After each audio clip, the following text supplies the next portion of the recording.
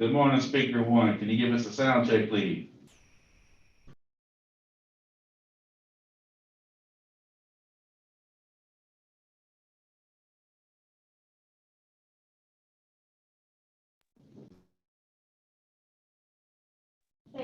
Good morning, Mayor Paul. Can you give us a sound check, please?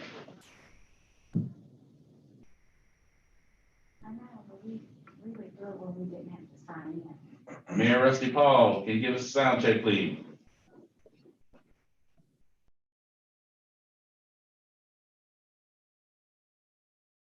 Hello, were you calling for me? I was. Thank you very much, sir. I appreciate you.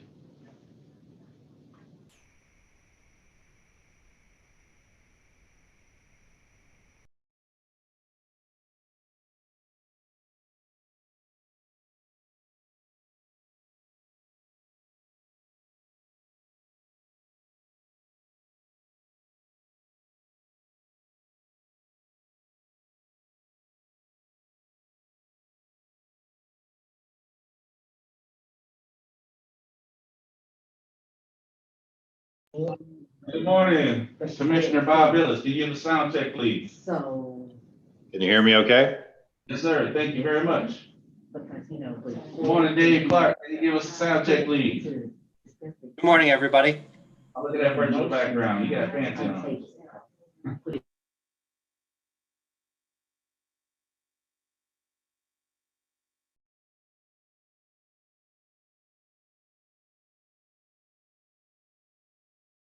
Good morning, Mayor Vince Williams. Can you give us a sound check, please? What's your name? I don't know your name. It's Darren Smith. Good morning, Darren Smith. How are you this morning? Check 1, 2. Fantabulous. Thank you, All sir. right, thank you. Good morning, everyone. Look at that. Yeah. Good morning, Todd Long, longtime GDOT fellow friend. Can you give us a sound check, please? Okay. Hey, I'm here. Good to see you. Thank you very much, sir.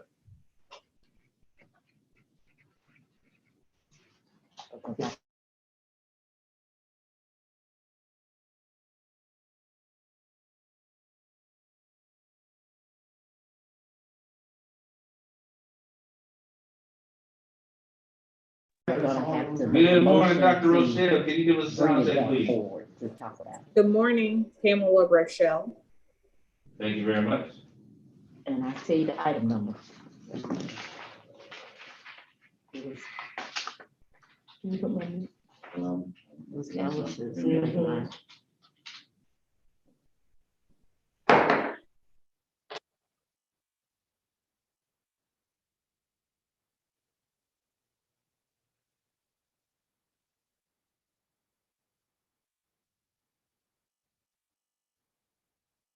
Chairman Pitts, Mayor Steele here. Can you hear me? Well, the chairman's not in, but we can hear you loud and clear. Thank you for the sound check. Is there anybody else that we missed? Executive team, full county team, can you give us a sound check, please? Test 1, 2, 3. Test 1, 2, 3. All right, thank you very much. Mayor Pitts, this is Mayor Steele. Commissioner Pitts. Can you hear me? Mayor Steele, we can hear you. All right, wonderful. Thank you very much.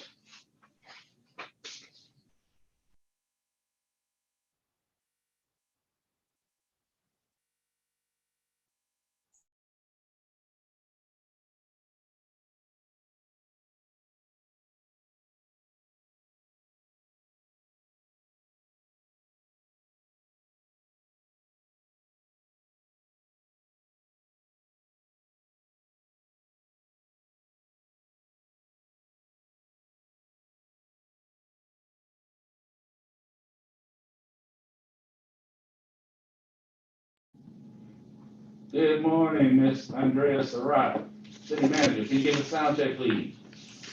Hi, good morning. Thank you very much. We can see Thank you. Thank you.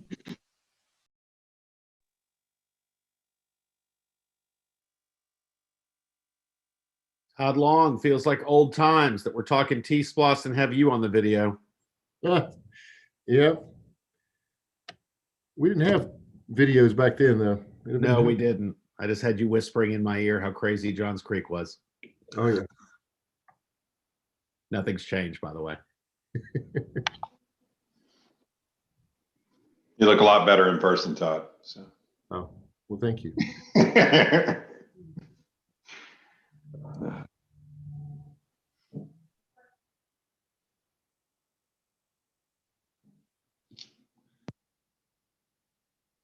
Good morning, Mayor Broom. Can you give us a sound check, please? It's Motley Broom. Good morning. I don't have my list in front of me. I appreciate you giving the correction. Mayor Bodie here. Can you hear me all right?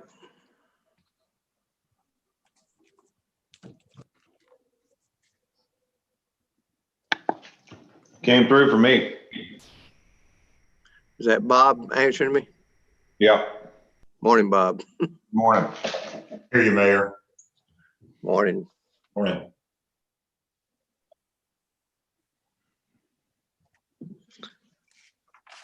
Is that Todd Long I see with us? It is. Hey, our traffic guru. Awfully good to see you. You too. Good morning, Commissioner Hausman. Can you give us a sound check, please? Good morning. Is anybody else on the line that I missed? Can you give me a sound check, please? Mayor Carhurst is here. Thank you very much, Mayor.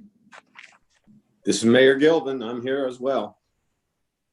Thank you very much, sir. Doug Schuster. Thank you, Doug. Mayor Lori here, we get a sound check, please. Hello, Lori Henry here. Good morning, Colleen Kiernan on behalf of Jeff Parker from ARDA. We're here. I'm here. Good morning. How you doing?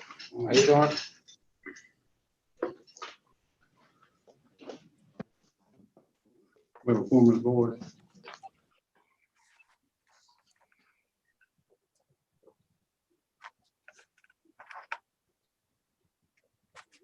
Good morning, Commissioner Harrington. Can you give us a sound check, please?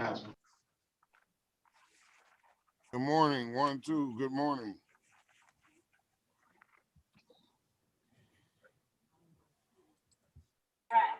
Good morning, Mayor Ingram is here.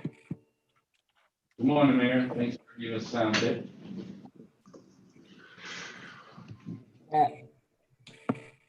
Do we have anybody else that we missed? Can you give us a sound check, please? And check in at the same time.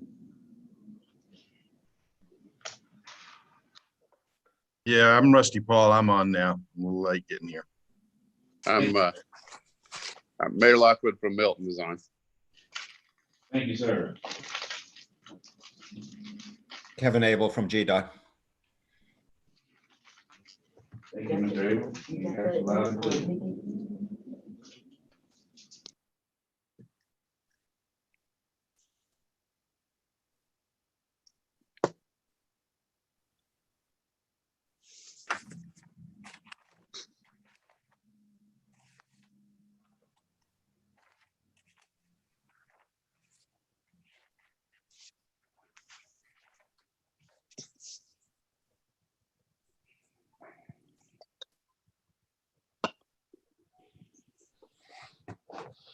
Good morning, Commissioner Abdul Rahman. Can you give us a sound check, please? Huh?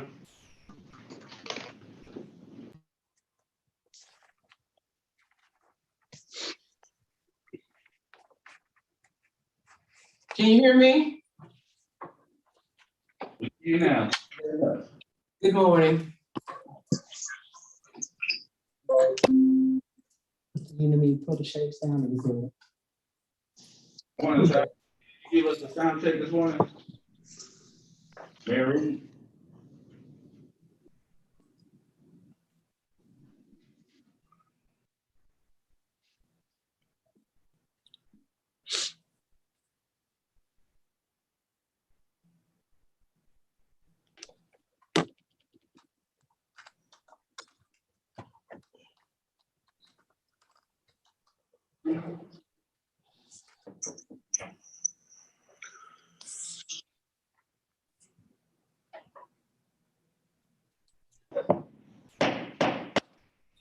Morning, everyone.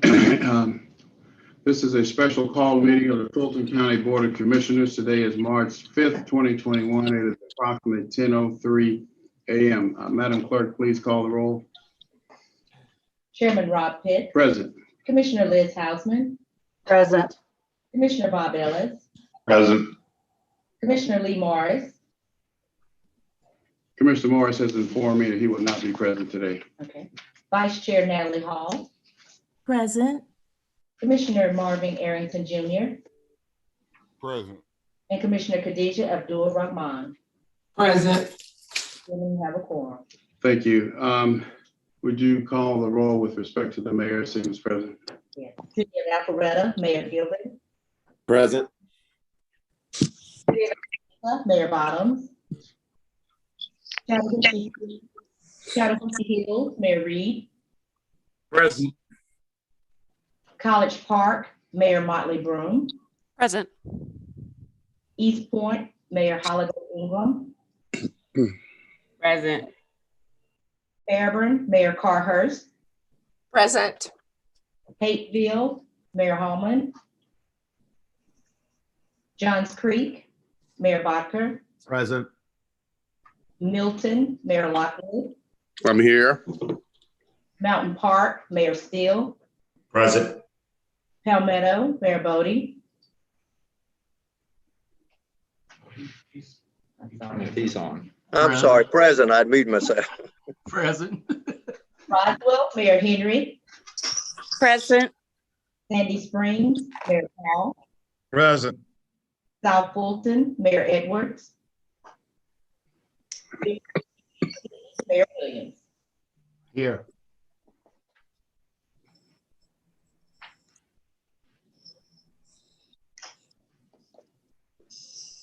I have 12. What? 12. All right, 12 present. Thank you, mayors, for your attendance. Next item, 21-0178, adoption of the agenda for today. Without objection, we will proceed with the agenda as it's printed. 21-0179. First item, the COVID update. Who's doing that? Yes, sir, Mr. Chairman, and good morning, mayors and commissioners. We would ask Doug Schuster, who has been working with us this past year from EMSI, the incident management firm that we hired to lead us through the COVID update. It will principally be focused on the vaccine rollout. So Doug, if you're on, if you'll go ahead and lead us through that discussion. Yes, sir. Good. Next slide, please.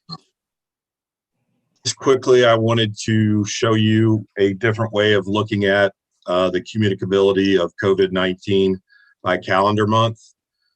Everybody's read the news over the last month about the downward trends, and while that's very good news, February was still our third worst month ever. And while the trends are going down, it is concerning to think that people think we're out of the woods. And so we need to be vigilant and continue to spread the message that the social distancing measures that have been in place do work, and we need to actually continue and increase what we're doing in that realm as far as those things. And then that will help us while we're vaccinating in the current trough that we're in. Next slide. This information is a little dated. This is the vaccine dashboard. I will tell you that as of last night, we have vaccinated through the Board of Health initiative 82,339. We did have 15,000 scheduled this week, which is our most ambitious week to date. And we crossed the 3,000 barrier for the first time yesterday. We are still vaccinating in Group 1A. And as you know, the governor has added some other people to Group 1A, including educators and staff and caretakers of medically fragile children. Next slide. Once again, this information is a little bit dated. Fulton County as a whole, if you remember, I said that we had done 82,000. Fulton County has actually, as a whole, vaccinated just about 336,000. with 219 unique first dose individuals, which puts us over 20% for the county's population of people that have been vaccinated, which is leading really the state and leading most large municipalities in the country. Next slide. This is just kind of a look at the vaccines administered. We're just about twice the vaccine, or just as much vaccine as the other 3 counties that surround us. As you can see, Cobb 128, Cab 118, and Gwinnett 86,000. And like I said, we're at 336,000. Next slide. This is a lot to look at on this slide, but it's really what we use for our planning purposes. And when we started planning for the vaccine in November, we were looking at vaccine supply and what we thought our numbers would be. I've stated that Fulton County Board of Health's vaccine supply is about 1/4 of the total vaccine supply come into Fulton County. The others go to hospitals and then public entities such as CVS, Walgreens, Kroger's, Publix. And so as you can see, this was just looking at how much we needed to do to get our share of the population and what we needed as far as personnel to do that. The first 3 months that you see in the gray bars are actually real numbers. We did 1,400 vaccines in December, 28,600 in January, and 43,000 in February. Like I said, we have our most ambitious week yet to date, and we are expecting an increase in vaccine supply. I will say that vaccine supply is still unstable. I know what we order every week, but I also know that our receiving vaccine on Monday is actually, I get emails of what we're going to get on Friday now, so it's an improvement than waiting till Monday of the week of. But the vaccine supply is what I considered still unstable. But with my conversations with the state and what we're hearing from the federal government and the other officials is that we're going to see a pretty significant increase towards the end of the month, beginning of April, which leads us to us being able to vaccinate more people as we move through the phases. At the bottom, you'll see kind of our force laydown to accomplish this at our 3 fixed locations. Next slide. Force to staff these centers. The one thing that the cities could definitely help us on is staffing. So we want to encourage you to continue to provide EMT staffing and the like for these centers. For the first 3 months, we've had about 630 days worth of folks that from the cities, which you very much appreciate, staffing these centers. About half of those days have come from Sandy Springs. So there's 8 or so cities that have staffed less than 10 days in that entire period. So we appreciate your support as we get into further months of sending, again, your personnel to staff these cities. And we'll publish something where you can see where everybody is. Go ahead, Doug. Thank you, Mr. Anderson. To Mr. Anderson's point, that this has really been a community effort with volunteers, your public safety folks. When they're there, it's comforting and they're a help, and they help us process people through faster, and everything leads to a better vaccine experience. And we couldn't do what we've done to this point without them, and we need that continued support. So thank you to those that have supported us. Next slide. Mr. Chairman. Can you hear me? Okay. Yes. If you don't mind, I was trying to get on while the manager was speaking. And I had one question that we talk about vaccines coming in and what time they come in. How are they distributed once we get the vaccine to municipalities? Is there a formula, or do we do it by, just how do we get equitably distributed to every city in Fulton County? And Doug, if you go ahead and answer that, please. Yes, sir.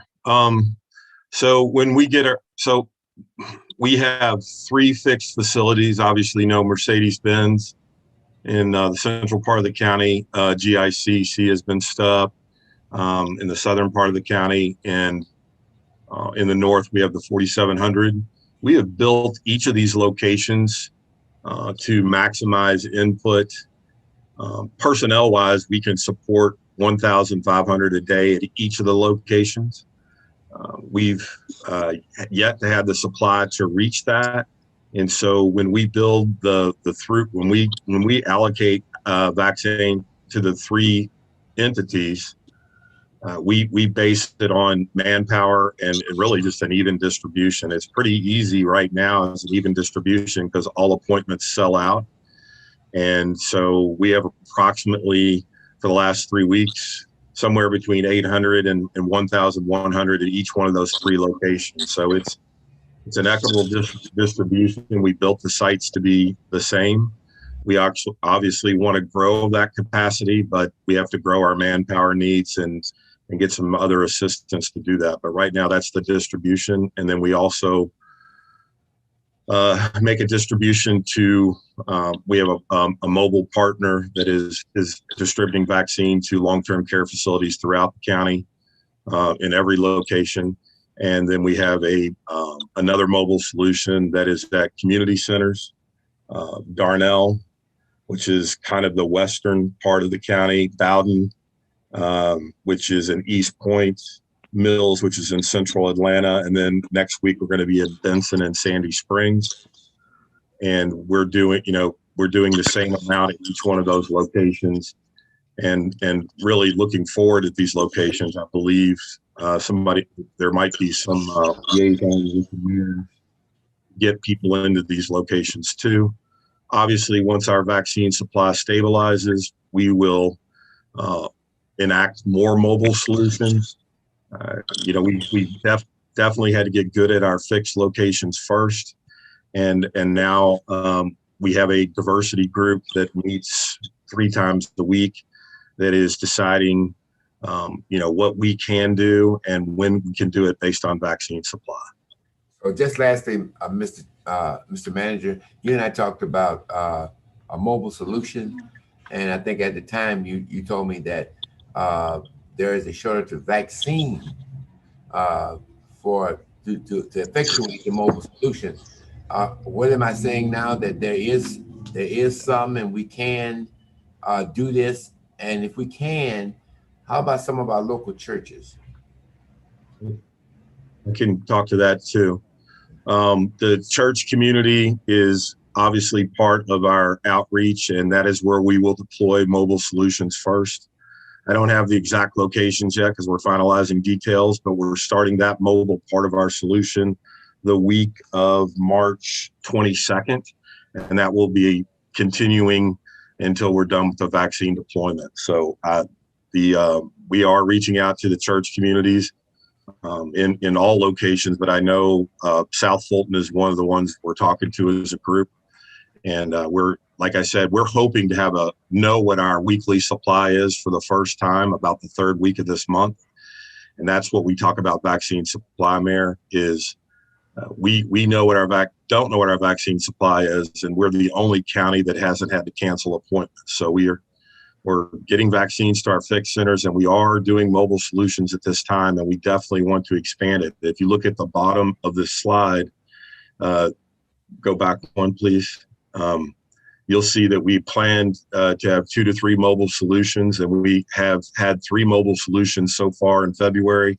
And we're going to expand out, I think, more than 4. I know more than 4 for the month of March. And we'll continue to make that expansion once we get a stable vaccine supply. Next slide. Mr. Chairman, I have a follow-up question on the mobile solutions. Go ahead, Mayor. Thank you. Will the Fulton County H.J. Bowden Center located in East Point be one of the locations for the mobile units? Is my understanding the mobile unit has been at the Emma Darnell Center, but will the senior centers, and specifically the one at East Point H.J. Bowden Center, be a location for the mobile units? It was the location last week, ma'am, and we'll be there every month as we rotate through. So I received no information about it being a location last week. I'm not sure if it was sent to me and I overlooked it, because that would be something we definitely share with the community. We received no information about that. Realize, so how that partner, and I apologize, ma'am, that's it, but how this works with the community centers is that the senior center staff, Dr. Rochelle's in here, may talk about this more, but they reach out to partners already within that community center, and they've really contacted hundreds, if not thousands, of people to address hesitancy and schedule appointments at those senior centers. The next time, and so our goal was to schedule about 100 the first time through. Next month, we'll do second shots and do approximately 100 more. And so and then I think the next time we're going to reach out to the mayors to see if they have anybody else in the community. Is Dr. Rochelle on the phone call? She'll be able to speak better than me. Hey, and this is Anna, Doug. I would like for Dr. Rochelle to chime in. The one thing I did want to share, Mayor Edwards, as I was listening to your remarks, I thought it might be a good time to chime in that we have had conversations with the mayors and specifically with you, Mayor Edwards, but also with the other mayors about providing a mechanism for mayors to serve as a referral source into our equity program. And so we have finished the infrastructure to allow that to happen. And so on Monday, each mayor will receive a link to enter information for any individual, qualifying individual that would be 65 or older, or their caretaker, to refer those individuals to Dr. Rochelle's team to work into our health equity initiative. So that is coming and will be provided to each mayor on Monday morning. I think Mayor's question is appropriate, because in one breath we talked about having the cities to support, but if Mayor Holiday Ingram doesn't have information that you're there, we can't support you. And so it makes sense what she's saying. I just want to add to that. Sure, we will certainly do our best to give each mayor a heads up about what site, senior site, we will be deploying the mobile resources to going forward. Okay, thank you, Anna. Mr. Chairman? Yes. Doug, if I can ask, I heard you name the senior centers that you've been going to, and I would only ask that you consider, it may not be a Fulton County owned or run senior center, but there are a number of senior centers north of Sandy Springs, and any one of them would at least provide a closer location for those seniors serving in the upper part of North Fulton, like Alpharetta, Milton, Johns Creek, and Roswell. So I know we have a senior center in Johns Creek. I know that there's one probably in almost every one of those cities. Thank you. Dr. Rochelle, you want to comment? Good morning. Yes, we can incorporate the other centers. We can speak with the staff there. The way that, back to the Bowden Center and how the equity initiative has launched, is that it is an inbound call to all of the seniors that are registered for the programs, for example, at Bowden. And so there was no public communication, but we will ensure that all mayors know that we are in the community and that we have reached out to seniors that are a part of the program structure. Now that the invitations will open up to mayors and you will provide that information to us, I'm sure that communities we will be able to expand the offering outside of the senior programming that's currently underway.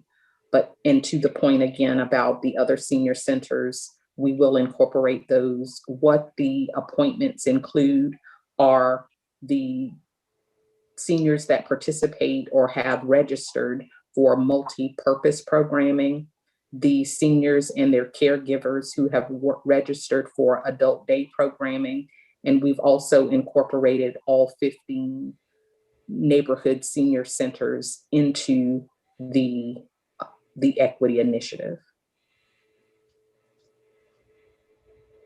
And If I could, this is Mayor Gilvin in Alpharetta. I just want to point out that in Alpharetta, the senior center isn't operated by Fulton County. And so I'm not aware of any efforts to reach out to our local staff to make sure the seniors that are serviced by the city up here are being contacted. So I appreciate any efforts that we can do to get that done. Mr. Chair, this is Mayor Carhurst. Yes, ma'am. We do have a Fulton County Center here in the city of Fairburn. It's New Beginnings. We are prepared to have our paramedics staff that center to administer the vaccines. But because of our staffing level here with paramedic, we're not going to be able to send our paramedics to other centers to assist. I believe right now we have a schedule in place to work with the GICC. I was there on yesterday, and I just want to say to Mayor Motley Broom that it went very well. I took my second vaccine on yesterday, and but because of staffing levels here in the city of Fairburn, I would like to use my paramedics here at the New Beginnings Senior Center if it comes on board to administer the vaccines. Mayor Carhurst, thank you for that. We did invite seniors from New Beginnings to the Bowden Day that we provided transportation to any of the New Beginnings participants that wanted to participate. This is Doug. A couple more things. So Fulton County really was a leader when we did mobile solutions for testing, where other places from around the country copied us. We were first, and we leveraged communities, community centers, faith-based groups. And because of that background, we will continue to leverage all those things. And we get to a point where we can expand. But I will say vaccine deployment, especially appointment-only business, is a very different animal.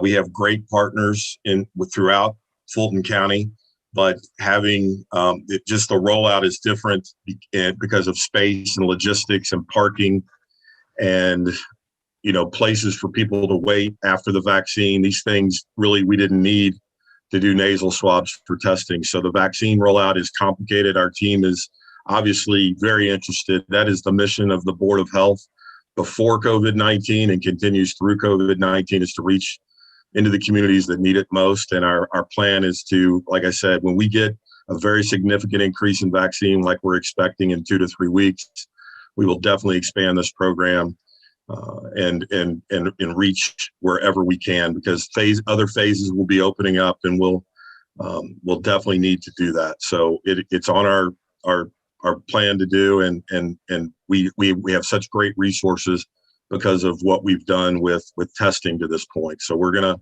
continue that work and get out there as soon as we can. Continue, Mr. Schuster. Next slide. So this slide really talks about and remember, most things with the vaccine changes from hour to hour, not day to day. But from our best estimates, we've been pretty close on a lot of things, like how much of our vaccine supply would be. And our planning efforts have been what we think pretty successful around that. But we are, if you see the bubble in the middle of the screen on the timeline, anticipating a significant increase. And so we're building not only our mobile teams, but our capacity at our 3 fixed sites to be prepared to do that. And that's April 1st is right around the corner. It feels like it's far away, but it's right around the corner. Below, you see some of the groups that are covered and the estimated populations. And the state is getting ready to give us expanded definitions of some of these other phases. But for right now, this is where we are. And as you can see, that our plan is all encompassing. And as soon as we've deployed 93% of the vaccine that we've received. And by the end of Saturday, we'll have like 0 vaccine in the freezers. So it's when we get the vaccine, we deploy it, and we're continuing to work towards planning to expand that role. Next slide. And so we already talked about this, but our first mobile unit was deployed, and it was a partnership with Tuxedo Pharmacy, and they've been a great partner that we can allocate vaccine to, and that is getting a very important program at the nursing homes in the area that I won't say fell through the cracks, but didn't get a chance to register with the CVS Walgreens program. And then we've already talked about the equity strike team at the senior centers. That number is actually 1,074, and we're planning to do one today. There's more going on at Mills, and like I said, next week we'll be at Benson and Sandy Springs. Additional mobile units will be activated, which I just talked about, and I'm not going to belabor that point anymore. And then it's selected by population served in the current vaccine phase that we're in. Underserved locations will be prioritized. We'll partner with faith-based organizations. We are partnering with faith-based organizations and leverage municipal partnerships. Like one of the struggles was how to get people scheduled, and we think we've overcome that. So like I said, we're ready to move once the vaccine supply increases. I think that's all I got. All right, anything else on COVID? Let me add one thing here for those of you who may have a waiting list or know of people at Antioch Baptist Church North. As of 10:30 this morning, they have 60 vaccines available, and you will not need an appointment. All you need to do is show up, but it's only for 65 and over, not caregivers. You have to prove that you're 65 and over. And that's from 10 o'clock until 2 o'clock today. Antioch Baptist Church North, that's at 540 Cameron Madison Alexander Drive. Mr. Chairman, may I, to that point as well? Yes, ma'am. The city of East Point is partnering with GenCare Senior Medical Center and actually will have a drive-through COVID vaccine clinic tomorrow, and we still have several hundred available that we've now opened up to the public. To register, people can call 404-270-7091, 404-270-7091, or email covidresource@eastpointcity.org, COVID resource, RESOURCE, at eastpointcity, EASTPOINTCITY.org. It is open to the public and registration is required, and people can register until 5 p.m. today. Thank you very much, Madam Mayor. We're administering the Pfizer vaccine, and the second dose will be available on March 27th at the same location, GenCare Senior Medical Center, 2084 Headland Drive in the Wakefield Shopping Plaza in East Point. Okay. Thank you, Madam Mayor. All right, the next item is the T-SPLOS, Mr. Manager. Yes, sir. We'll bring up the chart that shows the dates for the T-SPLOS, just as a reminder.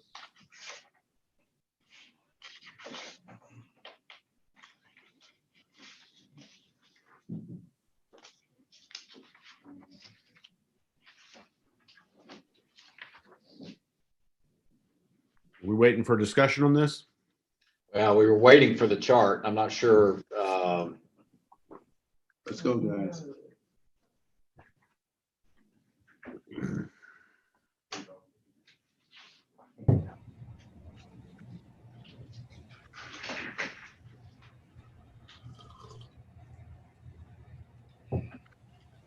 Do we have it? Yes, but I can't get out of the presentation. You can't what? Can you speak, just talk to Yeah, about that's, the timeline? I think there's not anything new on this chart that we haven't shared with you before. Fundamentally, the dates that we shared previously were that the jurisdictions would begin to develop their project list from February until May. They would adopt that project list during the month of June. Then there would be an official meeting to discuss that list, and intergovernmental agreements assigned in July, and then a resolution signed by the county, approved by the county, and signed and forwarded to the election superintendent by August the 2nd. So that's the timeline. And I think Commissioner Hausman during this part of our discussion was also going to talk about productive discussions that we've been having with Chris Tomlinson, Russell McMurray, and Jeff Parker subsequently to the last meeting to discuss potential transit set aside to keep effectively those projects that we've been talking about in play. Before we get to that, Yes, sir. can I make a few comments? Yes, sir, Mr. Mayor. So as I think back to our efforts leading up to T-Splost 1, which I affectionately call it now, since we're talking about a T-Splost 2, there were a number of things that we had to deal with that we've sort of not outlined. And this chart may not have been the right place to outline them anyways. But the first thing is, do we have representatives from the Atlanta Regional Commission on today? No, I have talked to John Orr in the interim between the two meetings, so he's aware, obviously, of what we're doing, and they stand by to help us in any way that we decide. And they'll need to, and they played a great role the first time as we sort of rolled all the lists together. And sort of stepping back from that, one of the things that we haven't discussed, we have a lot of new mayors involved in this process who were not involved in T-Splost 1. May not have even been that familiar with the requirements of the T-Splost law. I think it's important that we get a review, whether it be in writing or during a meeting, of all the T-Splost requirements, especially around regional projects and things like that, so that we're all aware that while we're working on an individual city list, when they roll together, they still have to meet certain requirements to comply with the law. Not that I think that'll be terribly difficult.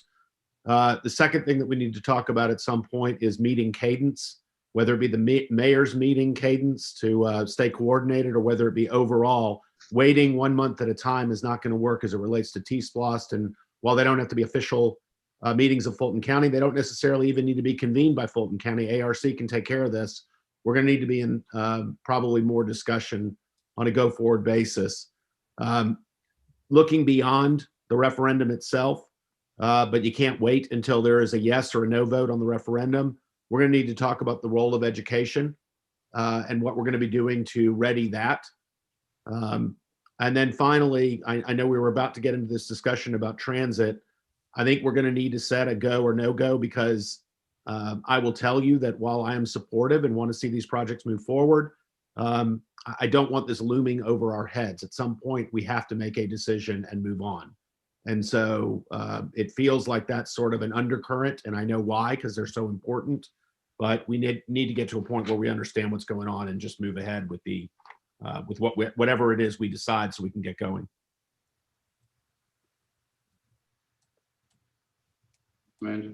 Shall I go next? Commissioner Hausman. Yeah, Mayor Bachner, that's a great segue into what we did want to share with you today. As we all remember, we had our transportation partners with us last month to go over some of the history and the importance of including some sort of funding line for T-Splost potentially as we move forward with T-Splost. And since then, we've also examined multiple scenarios and done investigation on what sort of funding sources might be available to supplement whatever we would come up with. It's a complicated structure at the federal level, the state, and of course, all of this is predicated on local matching dollars. While I think we could all agree that a regional solution that is tied to local policymakers and elected officials specifically is not a preferential situation, it is the situation we live in. And so without local contribution, a lot of these options that are out there will not be made available to us as we move forward. I'm not sure who all was able to be with us today. I think we've got a representative from GDOT with Kevin Abel and a representative of MARTA. I don't believe Chris Tomlinson was able to be with us today, but they've all been in discussions with what might be available. And we have had some interaction with federal partners. I believe GDOT got some outreach from the House Transportation and Infrastructure Committee to inquire about project needs, project readiness, and funding sources that they needed. I know that Fulton County was contacted through NACO from U.S. Department of Transportation on if we had any major projects that fit those categories. We did share with them our master transit plan and our specific short and long-term funding needs associated with that. That's the first time we've ever been asked to provide that at the federal level. So we viewed that as a positive development. But again, all of this is predicated on what we can do locally. And we recognize, 100% recognize at the county level, the needs that every city has locally with their individual maintenance and ongoing project needs. And we have supported that, as you know, with this T-SPLOST program. But without some sort of transit component, we feel strongly that we're going to miss opportunities. And even at the state level, there's discussions about, certain dedicated fees that will be gone through the legislative process that will be spent as they were intended, and there is a transit bucket in that as well. But again, without local match, we will probably not be considered, and especially in light of the $100 million that we've already been given. So we did prepare, and we asked our transit partner in the ATL, Mr. Tomlinson, to help us with what would be a minimum that we could request of you to include in your potential project list. And I hope we have a slide that we can show you with that information. Do we have that? Mm-hmm. And this is just for your informational purposes, for your consideration. We are not asking for any decision today. We just want to share this with you, have you go back and speak not only with internally between the mayors, share it with your councils, look at the impact. And do we have that slide? Commissioner Chairman, I have a point of There order. you go. There you go. This is really just for conversation at this point. We wanted to show you what a 10% line item for transit out of your T-SPLOST would look like as you make your deliberations on what to include in your project list. Commissioner Hausman. Mike working, I have a point of order. Just a minute. Mayor Holiday Ingram had her hand up, and then Mayor Edwards. So I've tried to work really hard to collaborate preparation for this meeting and asked for an agenda, sent some agenda items. And I find it a little blindsiding to get to this meeting and have any slides shown when we were sent the agenda with presentations and T-SPLOST literally said T-SPLOST. There clearly was knowledge that this was going to be brought up, and this document probably was already available and at minimum could have been shared with us before we got to this meeting. Can I just answer that? It was not available until late yesterday. Just a minute. I am speaking. You have the floor, Mayor Ingram. So you got it yesterday. We received documents at the last meeting. We got something the night before. And so when I spoke last meeting about T-SPLOST, it was made to seem as if I was outside of a meeting where a decision was made about 3A. And we were told, and in response to that, it was like, oh yeah, we did 3A. Like, really, were you there? And I was like, I was there. I don't remember a commitment to that. But at that meeting, that's what we said we were moving forward with. And while I totally understand that transportation and transit is important, and that we need to make sure that there's funding through whatever sources the federal government, the new administration is going to be sending out a lot of funding for transportation. I mean, when District 1 gets $100 million and no one gets anything else for transit, we are sitting at a disadvantage and a disparity, and we need to figure out how to deal with that. But to come into a meeting today and to say, this is a way for you guys to set aside 10% and we worked out numbers for your city without a heads up, I think is disingenuous, especially when we went through the agenda making process and we communicated, we shared the items for the agenda with less than 24 hours notice.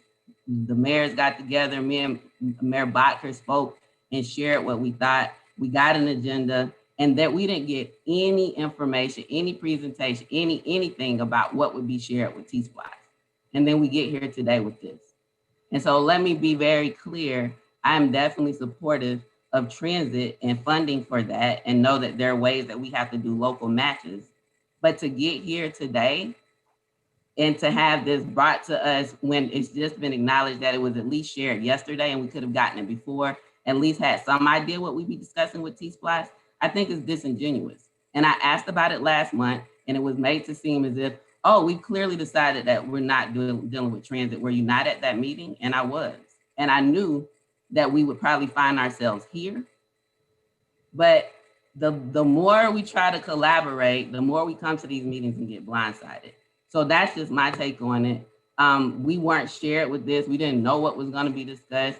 Having information before we get here would be helpful, even if it's sent the day before, as it has been in previous meetings and even morning of before 10 o'clock. But this is, I continue to be the hopeless optimistic, and then we get to these meetings and this is what we get, especially when we know that $100 million went to one district alone, and we've never seen that kind of investment in South Fulton. Mayor Holiday Ingram. Now, Commissioner Houseman, if you want to respond, and followed by Mayor Edwards, Mayor Gilvin, Mayor Botker. Yeah, I do. And with all due respect, this is a pretty difficult process to compile information. And I appreciate your comments. Mayor Botker mentioned this particular comment in his comments. We heard a lot about it at the last meeting.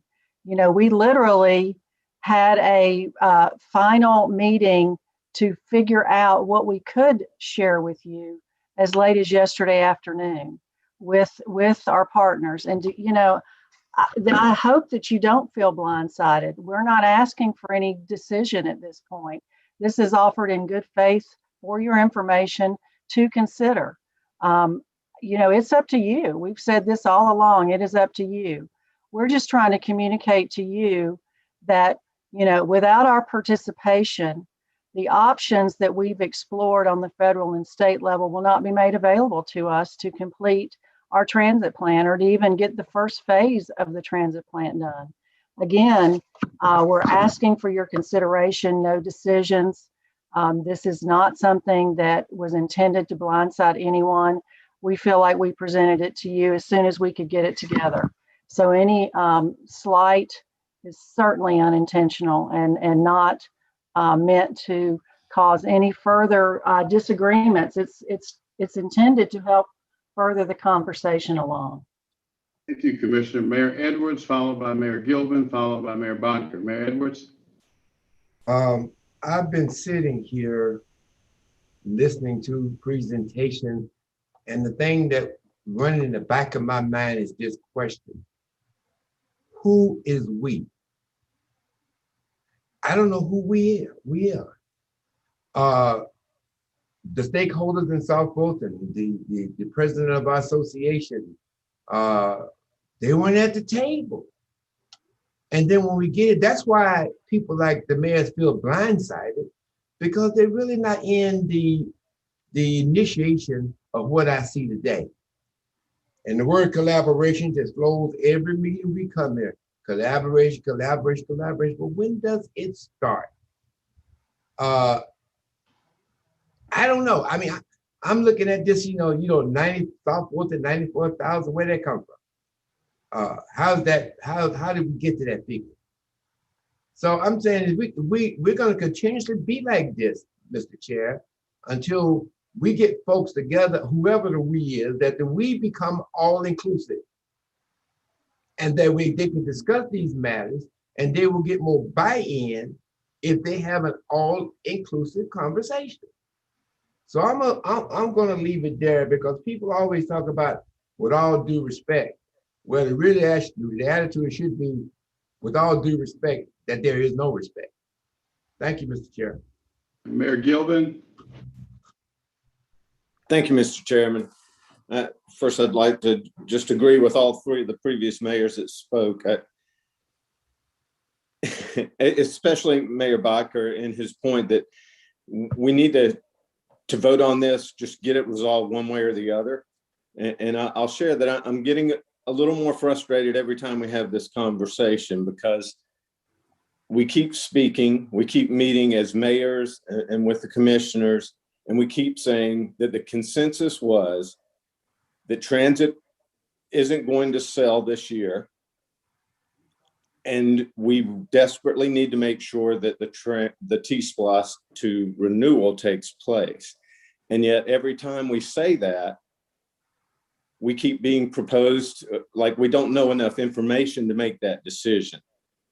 And I submit to you that every mayor on this call has spent a tremendous amount of time and energy talking to their constituents, to their council members, to their staff and their stakeholders. And it's not a decision we're taking lightly. So at some point, it gets almost insulting to think that we don't understand what's at stake here. And so I'll just submit that we need to resolve this soon, one way or the other, because we're wasting time that could be spent on how we get T-Splosh passed. Okay. But I'll just reiterate, in case anybody didn't hear me the first 3 or 4 times I've said this, the challenges we face in Alpharetta in selling it to our constituents are that the plan that GDOT and MARTA put forth about transit doesn't solve the issues we asked them to solve. And so that's a hard sell to begin with. The second one is we've gotten almost no service from MARTA for the past year, and we're asking our voters to vote to increase the sales tax. And to give you a refresher, people of Alpharetta already contribute $17 million a year to MARTA with the full penny they're already paying. This year, they've gotten almost nothing for that money. And you're asking us to add, based on the chart that's in front of me now, an additional $6 million per year, which means it would be up to $78 million over that period. Over a 5-year period, you're asking us to increase our contribution to $78 million over 5 years to add the transit component. Those are the challenges we face. And you can keep bringing new information to the table. But unless it's something dramatic you want to share with my population real soon, we need to move ahead. Thank you for your effort. This is a 5-year projection. It's a $6 million for you, if that's the number, for the 5 years. All right. It's $6 million on top of the 5 years worth of $17 million a year. So it's 6 years at $23 million. Just a minute. Mayor Bodker, followed by Mayor Paul, followed by Mayor Motley Broom. Mayor Bodker. So first, I want to say that I appreciate where my fellow colleagues are coming from. I also want to recognize this is a fluid process, and we are doing it much, much faster than we did it the first time. So we're all going to have a little bit of patience. That said, I'm going back to my original comment. We cannot keep stepping backwards while we're stepping forwards. We're going to have to make a decision about how we're going to handle the transit component. The question I'm left with this chart is less about the amount of contribution, because we can all decide whether we'd be willing to support that or not. But that's a whole lot easier decision for me, and probably for my council and constituents, if I understood what making a contribution of $52.5 million is going to accomplish versus zero, versus some smaller number versus some larger number. As we've had these discussions about transit, we've had all sorts of numbers going back and forth. We know what it ultimately takes to support the remainder of these projects that we're going to move both the south and the north lines forward. But what I'm unclear about is Other than sticking this money in a pot, what does it accomplish? And how much more money does it bring to the table? And is that all that we're ultimately going to be asked at a local level? So again, Commissioner Hausman, I appreciate you answering the question that I had asked, I think last meeting and in the North Fulton Municipal Association meeting, but I'd really appreciate it if you could also help enlighten us on what does the 52 million accomplish? Okay, Mayor Paul? Well, I'm as usual, I'm the slight contrarian. I appreciate Commissioner Hausman bringing this information forward. She said it wasn't available till late yesterday. I understand that. We don't have a lot of time, so I don't hold it against anyone that we're just getting this, because we are on a very fast track. I'm with Mayor Bodker. I think my council would consider it if they knew what it was going to buy. And that would be a helpful, I mean, first of all, you need to know what it's going to cost. And this chart gives us that data. Now we need to understand precisely what it's going to buy. And then we can have a discussion, obviously very quickly, about whether we want to consider it or not. But I have no problems taking this to my council and asking them to consider it. All right, Mayor Motley Brew. Thank you, Mr. Chairman. I think it's our responsibility as mayors to take this information back. Certainly, it is absolutely helpful to receive it as soon as it is prepared. We got an email about the T-Splosh chart this morning. There's no reason that we couldn't have had this information as well sent to us. I agree with Mayor Gilvin that we keep on seeming to have this conversation, and it seems as if opposition is being mistaken for ignorance. And I think Mayor Gilvin is absolutely correct in that we have studied these issues. I am one of the newest folks here, but have been immersed in this for the last year. And we've had substantive discussions amongst ourselves as a region with the North Fulton mayors as well. And I would appreciate that level of consideration for no matter what position our respective cities take. Just because we may have issues with the how this goes does not mean that we do not understand the issue itself. And it is somewhat frustrating to sort of have this seemingly presented to us. Well, maybe if we do it this way, you'll see what we're trying to say. We come at this from a level of information and study, and would appreciate that level of consideration and respect. Thank you, Mayor Motley Broom. Commissioner Abdur Rahman. Commissioner. Thank you, Chair. I'm sorry, I was having an issue with my computer. I just want to kind of support the sentiments of not only Mayor Bianca, but of all the mayors within my district. I think a certain timeliness needs to be understood and adhered to. I don't have a problem being slighted, or I'll put it this way, I would have a problem being slighted if it wasn't intentional, and I'm not saying that it is or isn't. What I'm asking as a new commissioner and one that wants to be informed, not only to either support or not support, but to also allow my constituents to be informed in a timely manner, and also to be able to support my mayors fully. I just, we've had conversations about having presentations, and we've had conversations about agenda items, and I do understand this was not received until late, but at the end of the day, I can't help but feel like some of the requests for inclusion sometimes falls either on deaf ears or very unconcerned ears.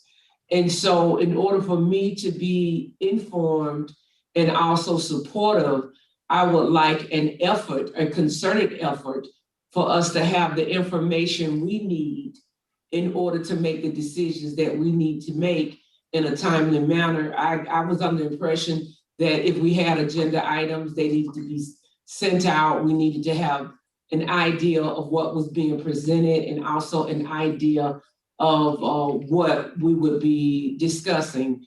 And so I don't think, like Commissioner Houseman said, I don't think anything is intentional, and that's not my posture. My posture is maybe an idea of inclusion or idea of fairness or idea of making sure that everybody is in the equation, like Mayor Edwards said, is actually done and not said. Thank you. Commissioner Ellis? Yeah, thanks, Mr. Chair. I guess I'd like to maybe shift the discussion a little bit to try to understand, okay, this piece of information has been shared.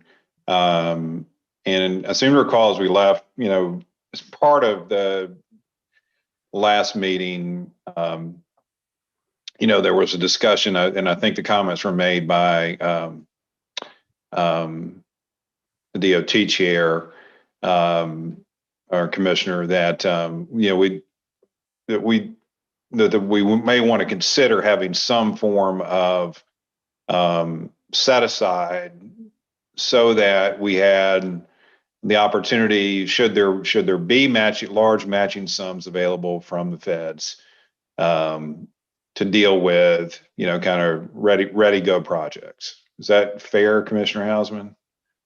Yes, Commissioner. Okay.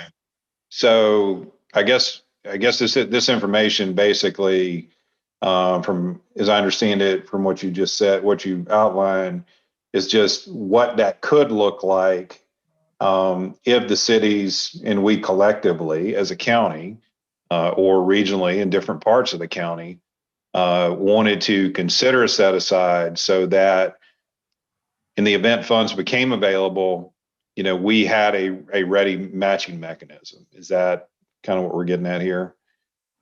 Correct. And there's also potential that, the county could independently look at potential funding opportunities outside of this, but the collective nature of how these funding sources are cobbled together might require both.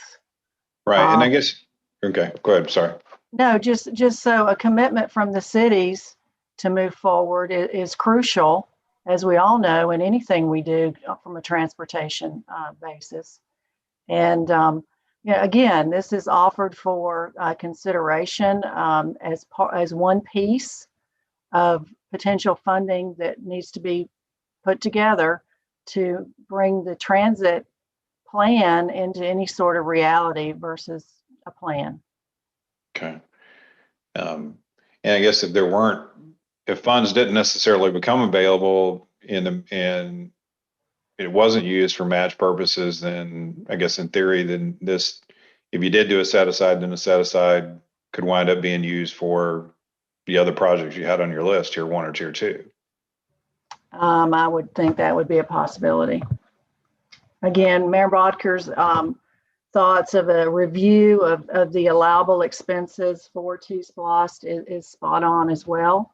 I think that would be very helpful to provide to all of the cities to have a clear picture as the project lists are developed of what all of the requirements are, along with what our options are.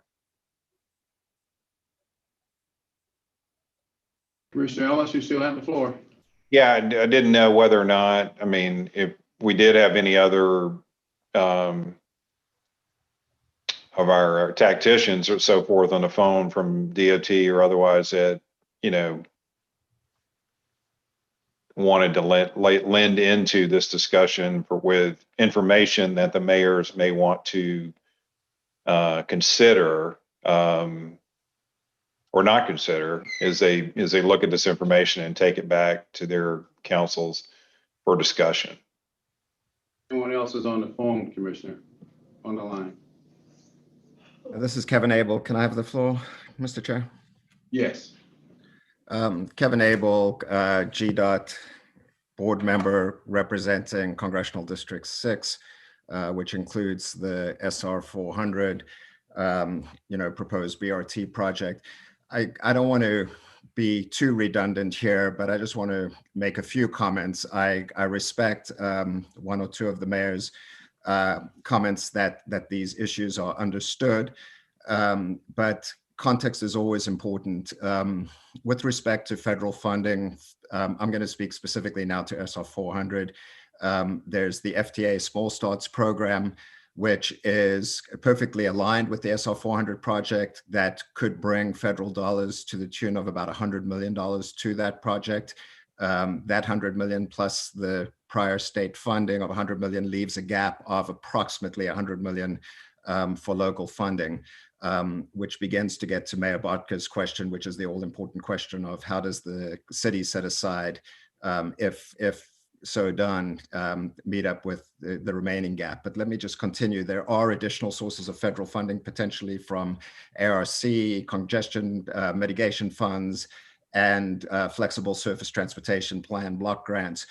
All of these federal funding sources require a local commitment. So again, I apologize if recognizing this is well understood, but I think again, it's important that we reemphasize the fact that there's an opportunity now for the cities to set aside 10% of TSPLOST funding for a transit improvements bucket, which is the recommendation that's being made today. This is not the first request. It's basically the last of 3 different versions of local funding that have been brought to the city. Just one other point. Earlier this week, the House Transportation and Infrastructure Committee put out some news about a new process that is going to exist for congressional House members to submit project priorities for surface transportation legislation. And these new policies, I'm not going to bore you with the details right now, it's out there in the public domain, but they're looking for projects that are multimodal, reducing carbon pollution, better for the environment, supporting underserved communities, et cetera, et cetera. And again, these are the types of projects that we're talking about here, and that the funding will flow. And we here in Fulton County are well aligned for these fundings if we produce the local match. Our request from GDOT, consistent with what Commissioner Hausman proposed and what you see here on this chart, and this meeting did happen late yesterday afternoon, I would reiterate, is that the cities, having foregone the option to do the 0.2 penny tax increase for transit, and having foregone the option for TSPLOST that included the dedicated commitments of funding to the transit projects, the last option here is to set aside 10% into a generic transit improvements bucket that will give great flexibility and the opportunity to not forego these funds. I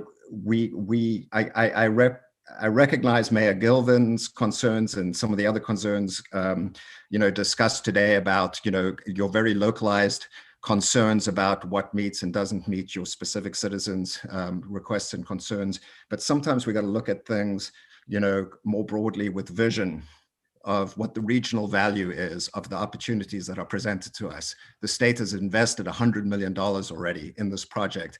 There's $100 million of federal funding available potentially to us.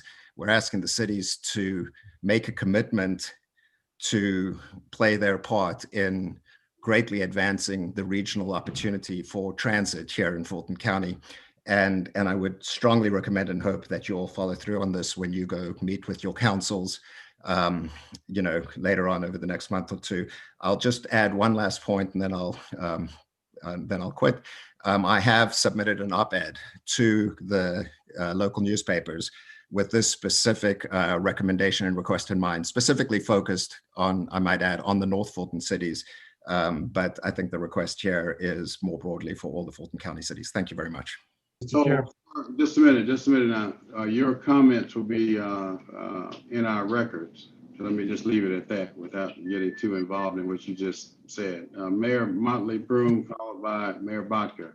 Mr. Chairman, could you put me on the list? Sir. Mr. Chairman, I appreciate Mr. Abel's comments about having context for this. And again, take issue with the idea that our cities lack vision.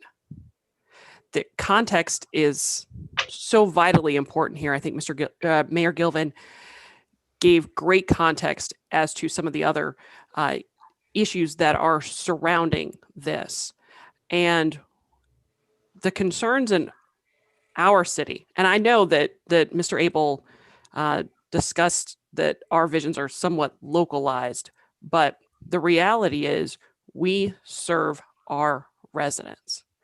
And T-Splost in our community has made a tremendous impact on transportation related issues in the city.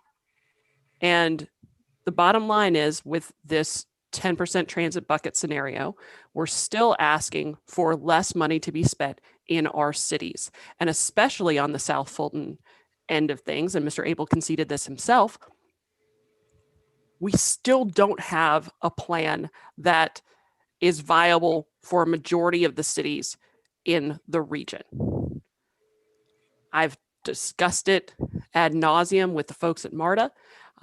My South Fulton colleagues understand my position on this, I believe, but we are still in the midst of talking about this, and you want us to commit to having fewer resources for our residents without a plan to do something to actually promote transportation throughout the entire region. And again, please don't mistake opposition for ignorance. We understand these issues. We understand the vision, but if we disagree with your vision, it does not mean that we don't get it. Thank you, Mayor Motley Broom. Mayor Bodker, followed by Mayor Edwards. A couple of observations. I mean, obviously, I like to work directly with my colleagues, and I'm hearing some frustration from my colleagues on the south side of Fulton that a lot of this discussion seems to be centered around Georgia 400. Of course, as someone in North Fulton, I certainly appreciate that because that's the project I'm closest to. But my recommendation is that we ensure that we're having a conversation about both of our major transit projects as we go through this process, so folks don't think that there's a focus of transit in one side or the other of the county. That said, again, while I appreciate the efforts, especially Kevin, when you talk about how having matching funds is important, I think it's really important that when you're talking about, so I'll just use Johns Creek in particular, if you're talking about taking away from a pot that in theory could be 74 million down to 67 million so that we can make our 10% contribution toward transit, it's really important that we talk about specifically how and when that money's going to get put to use, not what might happen or what could happen. And I get that we have to be agile and ready to grab those funds, but by the same token, that same amount of money has direct and immediate impact in our local area. And while those are short-term fixes that can't get us out of the long term, hence my point about transit being so important, they're ones that I can define right now. And I can't necessarily define the transit right now. And so it's really important that we be very specific about what we're going after and how much money we need to go after that so that we can benchmark that against the equivalent non-transit related projects and decide where is the best place to invest this money. Mayor Edwards, followed by Mayor Holiday Ingram. Mr. Chairman, let me first thank you for your comment that you made that this meeting is being taped. Because I find the last comments by Mr. Abel to be ludicrous. I was one of the people who stood on the stage along with the rest of my colleagues here in South Fulton and backed $100 million. 100 million. And our comments were that we're next. Next hasn't even gotten here yet. Not only we're not next, we're obviously, from hearing what I'm hearing, we're not hardly in the conversation. And Buck, I hear what you say, focus on both sides or the other. And I agree with you, Mayor, but it ain't happening. And we spent a lot of time here on this today. What I really want to do is I want to make sure that we and the county get together on these timelines so we can get this T-Splosh passed. Because having this conversation here, to be honest with you, ain't going nowhere. And so until you do right by us, that's the problem, but somebody don't seem to understand that. We were the ones who stood up with you arm in arm on $100 million. It's time that we do something in the South. Thank you, Mr. Chairman. Mayor Holiday Ingram. Thank you so much. And so along those same lines, stood up for $100 million to District 1 in North Fulton and walked away with not a penny for the other cities or districts in South Fulton. You know, it is very interesting to sit here and hear these conversations and have a slide still on the screen that came up with a whole bunch of people from North Fulton, including the district that received $100 million alone and no penny anywhere else. They sat up and came up with this chart to say, you know, this is how you can spend your money to help us. At the end of the day, it's about helping whatever initiative it is that they sat and met about to, you know, help fund. And while I know that there's some projects, 29 goes through a lot of South Fulton cities, and we do local match all the time. I mean, maybe some people believe that we don't get any grants or we don't know what local match is. We understand grant funding and do local matches all the time and understand that T-Splosh funding can be leveraged. I mean, like, so again, as Mayor Motley Broom has repeatedly said, please don't mistake our concerns, opposition, or seeing with our third eye as an inability to comprehend or for ignorance. I think a fundamental respect of everyone, every mayor and every commissioner is absolutely needed. I think an ability to push past your, I guess, innate ability or your innate desire to continuously come to meetings and be condescending and put forth propositions and act as if we don't understand the context in which they were made, that is offensive. And at some point, we will get to a level of true collaboration. Trust is earned in every meeting that we come to as mayors. There's an issue of systemic inequity that manifests itself through agenda items. And this being another example. So while I'm committed to working on regional transit and looking how we leverage our funding and understanding that there's gonna be grant funding coming down from the federal level, hopefully at the state level, South Fulton will start getting something and not necessarily just one district in North Fulton. But we understand all that and understand that whatever funds that we get from T-Splosh, we can use them for projects that we determine. But at some point, this level of the way that business is being done and the way that things are happening in this county and the way that people are, you know, bringing stuff to the agenda after we've created an opportunity to be more collaborative and inclusive, like there has to be an expectation that it will be addressed, it will be called out, and that, yeah, not only do we understand, do we comprehend, and do we get it, our third eye is telling us a whole lot more. And it is oftentimes not just what is said, it's also what is not said. And it's also what was not done in having this conversation. Did you guys even reach out to the State Board of Transportation commissioners for our area? No. If they were in the meeting you had yesterday when you came up with this list, then I stand corrected. But there was no effort. Then Mr. Abel said this was about 400. I'm not sure of any part of 400 that touches South Fulton, but while we all use it, I mean, I travel it quite a bit to go to different places, so I understand the transit nature of that and the importance of it.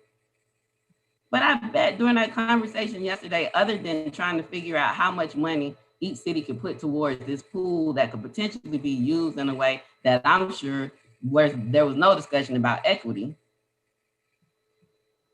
that was about probably the crux of it for South Fulton, because it sounds like the conversation was really about North Fulton and 400. So until we each as an individual really start trying to move beyond and take some intentional efforts, intentionality around being collaborative, inclusive, and equitable in everything that comes up, it's not going to happen. And I'm not surprised, because when we initially started broaching equity, when I got on, became mayor in 2018, one of the commissioners said, your discussion about equity is unproductive. Well, I think it's fine time that you realize that is absolutely, as I said that day, not only is it productive, it is necessary, and it will continue to be raised. And please, at a certain point, as Mayor Gilvin said, it becomes insulting.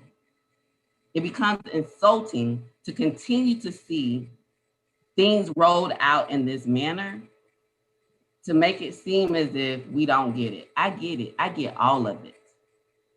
And I'm going to continue to talk about and call out the inequities and say that there has to be a level of intentionality around collaboration, around being inclusive, and around being equitable at all points, not when it's just some time that you need money from other places to make your deals happen. Thank you, Mayor. Mayor Williams? Thank Mayor you, Williams? Commissioner. Thank you, Commissioner. I would like everyone to certainly indulge me right now. I think we all need to take a deep breath. I am sitting here listening to this discussion, and I have to concur, because I stood up at the mic when Governor Deal and everyone else wanted to announce this $100 million, and I'm very disappointed. And this is not a personal reflection on Mr. Abel, that he was even in this conversation. And there is not any discussion or representation about what is going on the South Side. You know, we have got to get out of this posture of North and South. We've got to start talking about parity or fairness. We talked about that when the $100 million project was certainly something that we all supported and still support. But now we're getting to the point where we're just totally leaving out the needs of the South Side. And certainly I know, and I do not think this was done intentional. Commissioner Hausman, I do not think this was done intentional, but I think it was a lot of bad judgment in putting this discussion together today. You know, I'm sitting here listening at all of this, and we're going back and forth, and we're getting back to the same place where there has not been fairness. I'm not even going to use the word inequity. It's not been fair. It has not been fair. And we are all leaders, and we have to all remember, God anoints, God appoints, and God will remove. And we need to understand that. There is a need for transit discussion and opportunity in South Fulton. We need it because it's a strong economic tool, an economic development tool, a job creator, all of those things.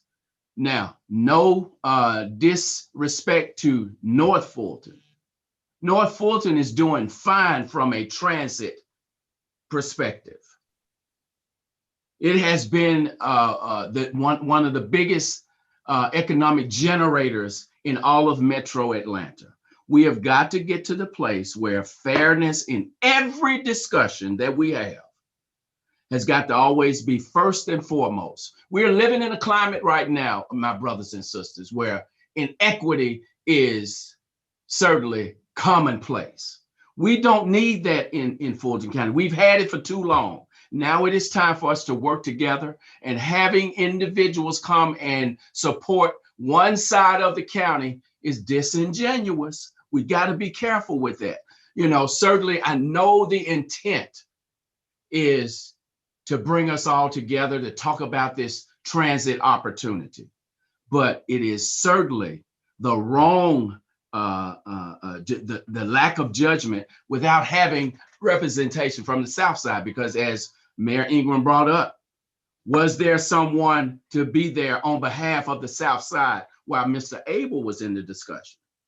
So we got to remember how we do things. It's how we do it.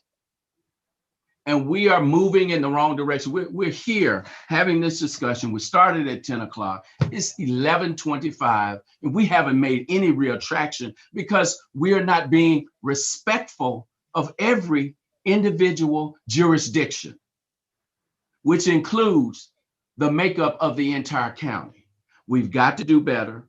We cannot continue on this path that we're on if we think we're going to be unified, or if we think we're going to bring about harmony in this county. The bottom line, all of us want to see the same thing, I hope, but we're not going to see the same thing if we continue to bring these types of discussion or lack of discussion where everyone can be a part of the reality of creating what we're trying to create in the region, but also the Metro Atlanta. We've got to be leaders. We've got to be leaders. We got to be the continued leader of this region, but also this state. And what we're doing, we're dividing. We'll continue to drive that dividing force, and we got to do better. That's all I have to say. But I am sickened by what I'm hearing today, because it's very disturbing. And I think we're not putting enough forethought into, making sure that everyone has the information. If we knew we just got this information last night and we weren't able to get it to everyone, this shouldn't have been brought to the table, because it's a distraction to everyone else. So we got to remember, all of us are at the table together. The only way we can continue to move forward is together, because moving in our individual silos, it fragments us, and we see it, we feel it. Everyone that's on this conversation feels the air in the room, and we got to do better. We got to do better. There are folks who don't even want to be a part of, they blacked out their screens because it's bothersome, and we've got to do better. Thank you, Mr. Chairman, for indulging me. Thank you, Mr. Mayor. Mayor Bodker, followed by Commissioner Abdul Rahman. First of all, I want to say that I always enjoy Mayor Williams and your perspective, and our personal relationship. So when I say I love you, brother, you know what I mean. I'm going to ask that no later than our next mayor's meeting with Fulton County, our next joint meeting, that we go ahead and make a decision on transit. Because if you look at how much time we have now spent in today's meeting going back and discussing this again, and while I in no way want to minimize the importance of transit, whether it happened inside of T-Splost or outside of T-Splost, the consistency I hear from my mayoral colleagues is that we're all committed to transit. We're all committed to transit all over the county, whether it be north or south, because we understand its importance in different ways.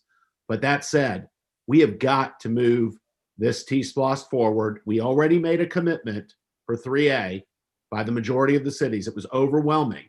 And I understand that most of the 3C cities were already authorized to go back to 3A if that's what it took to move forward. So I don't know if we need an official acknowledgement of that again or not. I'm not trying to cut out the transit conversation. I'm trying to bring it to a close one way or the other. And I'm asking that happen in our, if this is March, in our April meeting. In the meantime, I will step up along, and I know that Mayor Holiday Ingram will, representing the South Side, that we need to get together with our representatives from the ARC and whoever's going to represent Fulton County to talk about what our cadence is going to be and how we're going to continue to organize and move this through the funnel so that by the time we get to, based on your timeline, June and July, we are well ahead of things, and recognizing that beyond that, at some point, assuming we are moving forward with a referendum, and I have no reason to believe that we're not, there's going to be a vote. And if that vote is affirmative, we've got a lot more work to do. A lot more work to do between then and November. So we've got a lot to do, and we cannot spend all our time on a decision that hasn't even been made yet. And my ask is that we make that decision one way or the other in our next meeting. Thank you, Mayor Barker. Commissioner Abdul Rahman. Thank you, Chair. I would just humbly ask that, given the consensus and clearly, I really am trying to be a part of this conversation from a collaborative point of view, being the newest commissioner. But I would be remiss if I didn't say that to do something the exact same way that you've been doing it and expecting a totally different result is insanity. And so what we're dealing with today, and not to belabor the point or to be offensive, if we can walk away, I want to kind of echo Mayor Vince Williams. If we walk away and understand that if we've got a problem and we really are trying to come together collaboratively, a problem half recognized, a problem solved, a problem recognized is half solved. And so if we keep having the same discussions over and over again, then there's a problem. And I don't want to say that it's intentional, but whether if it's intentional or not, it's disrespectful. And so what I'm saying, out of respect for my mayors and my district, I do believe that whatever takeaway we have at this point, because this is going to be my last comment on this, because I don't want to belabor the point, but I do want to make it known that if you continue to do the things the way that we are doing them, and you're expecting different results, then that's insane. And so what I would humbly ask, to the point that I am pleading, is that you hear what we are saying today, because it is a problem. I believe we can find a solution. And I believe that until we recognize that there is a problem, we will continue to spin our wheels talking about something that some of us, for whatever reason, don't even realize is a problem. And so I would ask, if we truly are collaborative, if we truly want the best for Fulton County, then we must realize that there is a problem, but more importantly, we must find a way for common ground solutions. Thank you. Commissioner Hausman, followed by Commissioner Hall. Yeah, my only other comment I would like to make is that this 10% scenario is not limited to any one transit project. It could certainly be used to support transit projects throughout the county. And we don't know what a lot of those funding sources would be from the feds yet. We know about TIFIA. We know about some of the common smart new money things that are out there. But this is not designed to go to one specific project. It was designed to support our efforts. We did throughout the county. We did submit our entire transit plan to the USDOT for their consideration, not just the one project that's under construction at the moment. Thank you, Mr. Chairman. Commissioner Hall. Good morning, everyone. I'm saddened by the commentary, and as the commissioner who represents a district that is unique because it is entirely inside of the city of Atlanta. And as we all know, the city of Atlanta is known as the city too busy to hate. And so I want to just say today that let's treat each other with respect and dignity and fairness and equity. Let's understand that everyone does not understand And I can say this truly because when I sponsored the legislation to declare racism as a public health issue, I did receive a phone call from a colleague who said to me, I feel like as a white person, I can't be proud of being white. Well, I didn't get upset. I understand where that comment comes from. There's not a clear understanding of the feelings of other minorities. So we have to look at this situation, and we all need to learn from each other and hear each other out. Collaboration is key. If you're presenting something that other people have not seen before you present it, then you can consider that as not being collaborative, because you have not shared it with anyone that needs to see it. So let's all come together and just work this out. We set up a process that was supposed to combat this problem, where we had mayors from the south side of Fulton County and mayors from the north side of Fulton County, and then myself in the central location, to create a team that is supposed to put together an agenda, vet it with our respective sides of the county, and come up with an agenda that everyone agrees on. Unfortunately, that did not happen. I saw emails from Dina, from Mayor Ingram, and where she was saying, you know, how did we get to this agenda? She didn't know it. I didn't know either. I assumed that there were things that we were going to go over, and before we submitted a final agenda, that we would all agree on it. So if we could just follow the process, I think that we can combat some of this. And as Mayor Williams always says, I love you all to death, and there's nothing you can do about it. Thank you. Thank you very much. Colleagues, it is approaching noon, and so Mayor Barker, you really took my summary away. It seems I see Fulton County as the vehicle to bring this to a conclusion, but this decision is going to have to be made by the mayors. And I was even prepared to ask y'all to decide today, but that may be a little premature. But our next meeting, I think, may be the proper time for the mayors to tell us yes or no on this issue, put it to bed once and for all.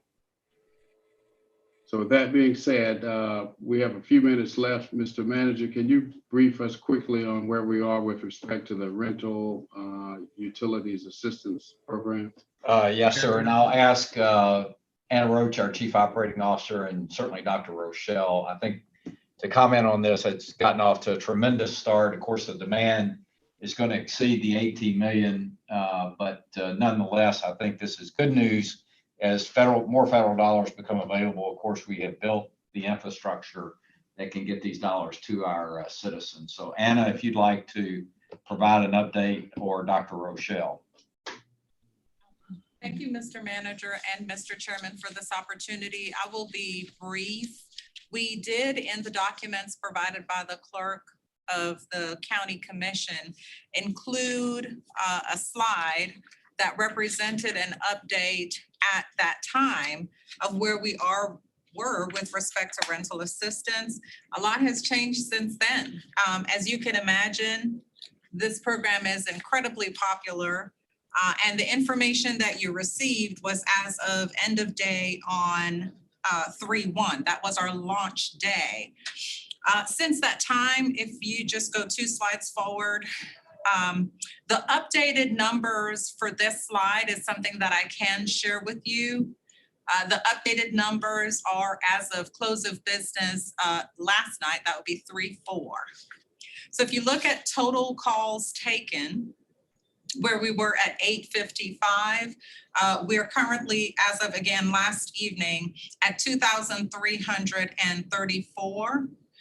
1,559 of those were deemed answered, where a call center agent communicated with a constituent who called. And then we have 775 deemed abandoned. I do want to clarify something around abandonment. We were advised in setting up our call center to put a tremendous amount of information on the dial-in script. And so we do not actually feel that those calls were abandoned out of frustration or any customer service related issue. We believe the majority of those air quotes abandoned calls were because the constituents' question was answered in the information provided in the script. But we will continue to monitor that abandonment rate, which, by the way, has gotten much better over time as we have done this from day one. We have approximately 210 calls that came into the call center that were referred to the appropriate jurisdiction for processing. We think it's important to track that because as Fulton County, our jurisdiction will overlap with those in the city of Atlanta. And as you know, the city of Atlanta received their own funding to administer the program. So we're trying to track referrals in that regard. The number of individuals we assisted with filling out applications on the phone is up from 274 to about 700, again, as of last night. Moving to the second column, which represents dashboard information on landlord applications. We're now up to 975 landlord applications. 481 of those are in progress. 494 are submitted, and we have approximately 17 that have been adjudicated. For purposes of the application in progress simply means the application is initiated and the initiator has not yet completed the application or uploaded all of the information. Submitted means that the information is submitted and then the application moves to the corresponding party. So in this case, if the landlord initiates the application, it's submitted and then an alert is provided to the tenant, and the tenant has to respond within the system to validate the information and upload their own documents. On the final column, we summarize tenant applications. As of last night, we have 9,926 tenant applications, 6,065 are in progress, and 3,881 are submitted, and we have approximately 62 adjudicated. We expect, we're still working with our finance department on this, but we expect that our first payments, or we're targeting next Tuesday, for our payments to go out. We're still working through that process. One thing that has changed since the last time we communicated with this group is that we initially thought that we were going to go with a third-party vendor as our payment mechanism. When they came back with the estimates for the service, we just thought it was overpriced, for lack of a better term, and we wanted to conserve as much funding as we could on the administrative side so that we would have more funding directed at direct assistance to tenants and landlords applying for the system. So I'll turn it over to Dr. Rochelle now to see if she has or wants to provide any additional information, but that's our summary.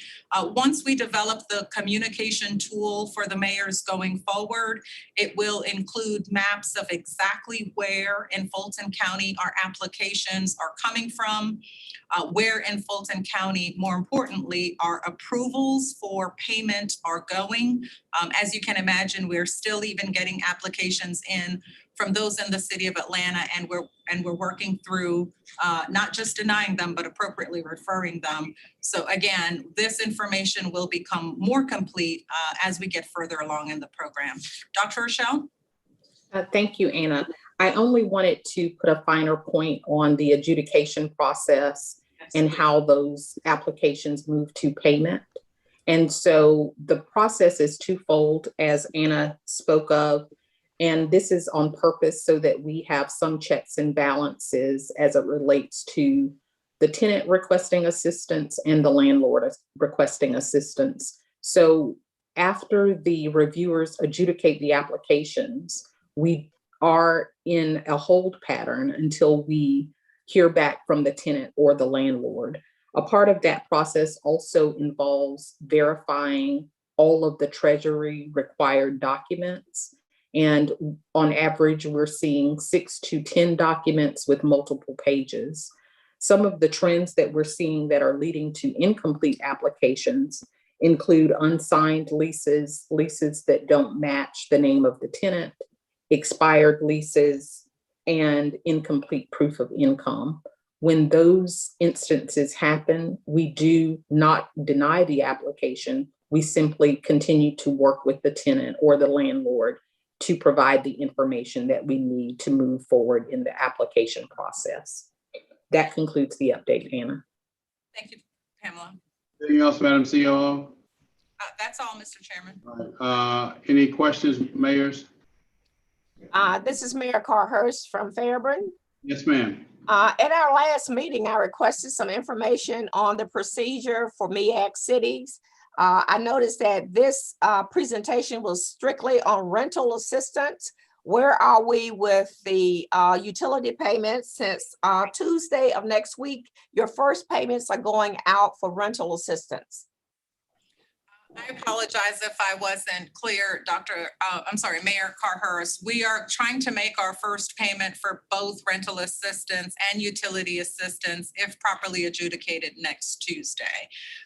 With respect to MEAC cities, we're going to treat the cities the same way we would a utility company. So once the tenant requests information and the city utility is the provider, then the city utility will be contacted and invited to participate in the process within our system.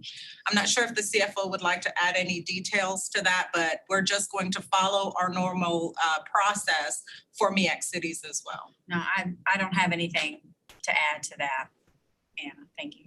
Okay. Mayor Motley Broom. Thank you, Mr. Chairman. And I want to thank Ms. Roach and Dr. Rochelle for all the information regarding this program. It's vitally important for so many of the people in our cities. I want to get a little bit more information. Ms. Roach, you said that we would have additional information about where people are applying and where the grants are going. Do we have to wait on that until next month, or will that be supplied to us prior to that? If it's the pleasure of the group, we can provide that sooner than the next mayor's meeting. We do have information on where the applications are coming from. Our strategy office provided us a dot map, which represents where all of the applications are coming from. We made a decision not to present that today because, again, it's going to be very different from where we actually fund or make approval payments to. So we wanted to be able to give you a comparison rather than perhaps give a false sense of anything by just providing one side of the information.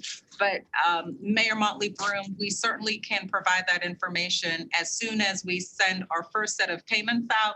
We can generate the reports necessary to communicate to the mayors and send it out at that time. I certainly understand your rationale for not providing that information today. I think it would be helpful, at least on my end, because if I see that folks from my area are not applying, then we know, I mean, we've certainly tried to get the word out, but if we need to redouble our efforts to do so, happy to do that.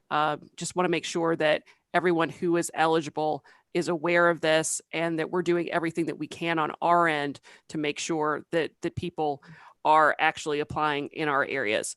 Also, I'm sorry, go ahead.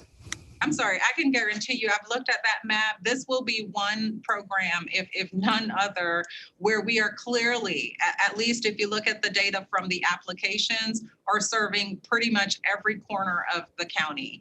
And so I look forward to being able to share that information with you because these applications are coming from every sort of corner of county, and there's good representation across the cities in the applications that have come in so far. Okay, that's good to know. So thus far, I know that you're targeting Tuesday as your first payout. Are those folks who are at that 50% AMI? How has that process gone? I know that when we just talked about it last month, you said that they would be prioritized. How has that actually worked in practice?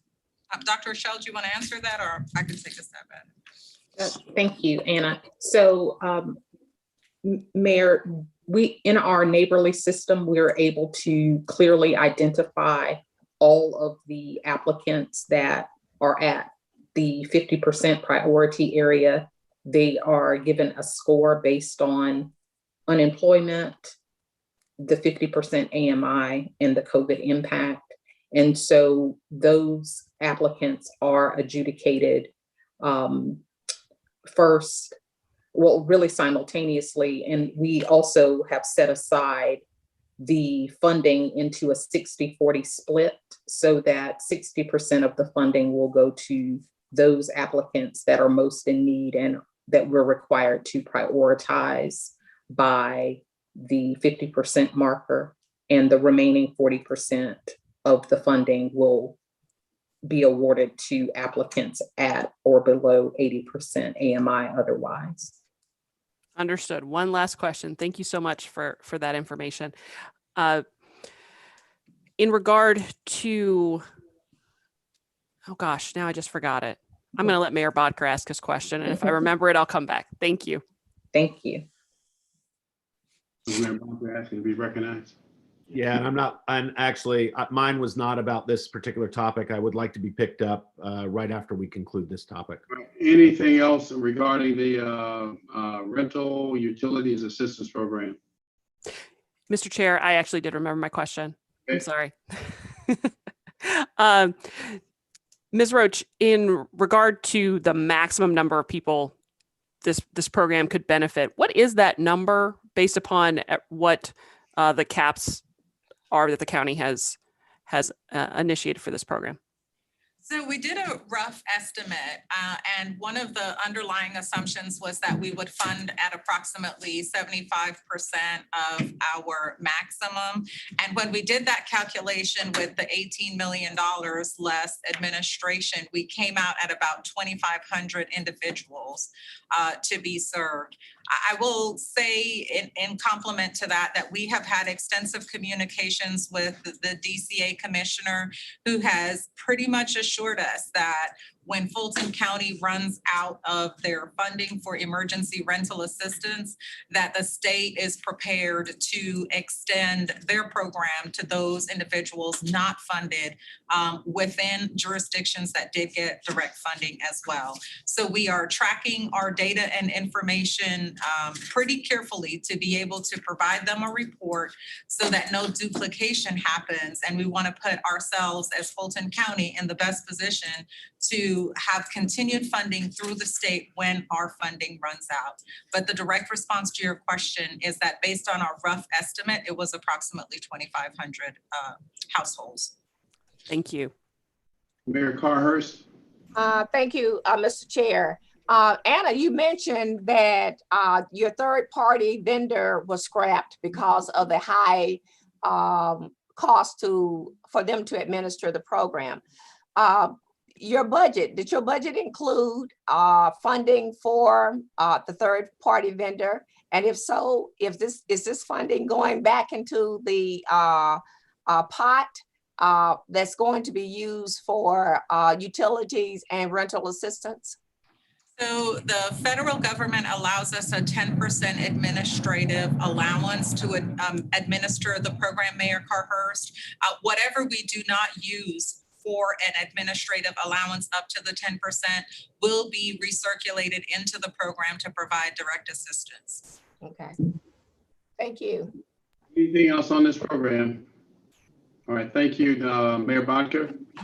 So I'd like to ask that we consider deferring our conversation on the CARES Act. I think that was probably more informational than a discussion item for right now. And certainly I don't want to speak for all of those on the call, but I would like, whether we deferred or not, to sort of summarize. I didn't get a chance to say this at the end of our discussion about T-SPLOST.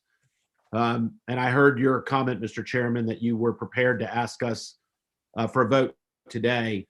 What I'd like to ask is that we simply acknowledge that we have a decision to be made next month about the 10% or whatever set aside related to transit, but that we re-acknowledge by just simply taking a poll the mayors that we are still committed to 3A, and that we do our planning around that, and we'll make our transit discussion and decision next month, and that we then refocus our efforts on all the organizing and all the timeline and all the details that we're going to have to work on in the next few months, because we cannot afford to waste any longer. So if you'll permit, Mr. Chairman, I would really appreciate if you would go around and get an acknowledgement from the mayors on where we are in terms of the T-Splost.